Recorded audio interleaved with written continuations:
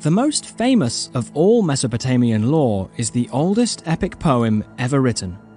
It predates Homer's Odyssey by about 1500 years, and many historians claim that Homer was greatly influenced by Gilgamesh's tale. The Epic of Gilgamesh was first told through oral tradition and stories before it was first recorded in cuneiform writing on clay tablets around 2100 BCE. Gilgamesh is believed to have been an actual king of Sumer, and at some point after his reign of approximately 126 years, was lifted into god status by the Sumerian people. He even had a cult that worshipped him for a time, reinforcing his status as a deity. Our story takes place after the Great Flood, the very same flood that is in the Bible, and that Noah built the ark to survive. As we have seen, the flood is a common historical marker in Mesopotamian lore, with their list of kings being broken into pre-flood and post-flood groupings. The flood marked a change in how humans and their gods interacted.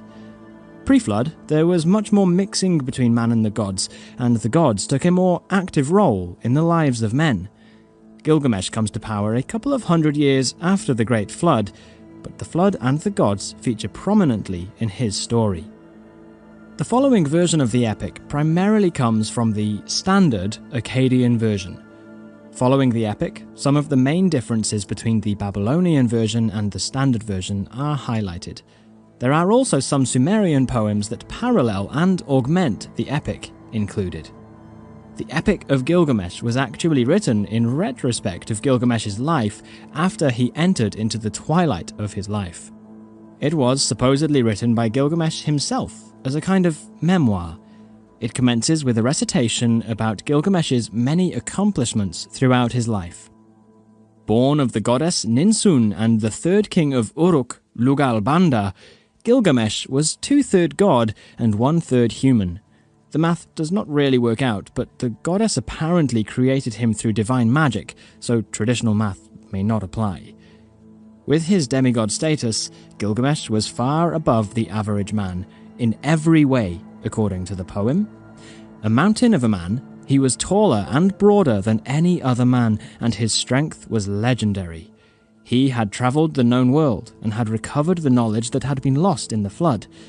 It was said that he knew all there was to know, including the mysterious and the hidden secrets of the world.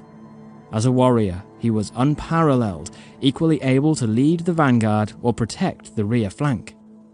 As king of Uruk, he raised the walls again, built temples to please the gods, and made Uruk strong. No other man could claim, "I am king," like Gilgamesh. Now that we have established that Gilgamesh was a great and mighty king, let us set the stage for the actual story. It begins in Uruk, a city-state of Sumer that sat on banks of the ancient path of the Euphrates. The city was permeated by canals and had a sophisticated infrastructure for the time. Gilgamesh was one of the early kings of the city, probably the 4th or 5th ruler. The city had been sacked and reclaimed several times during its early existence, and when Gilgamesh came to power, it was in a bit of a sorry state. The walls were down, and several of the temples had been destroyed.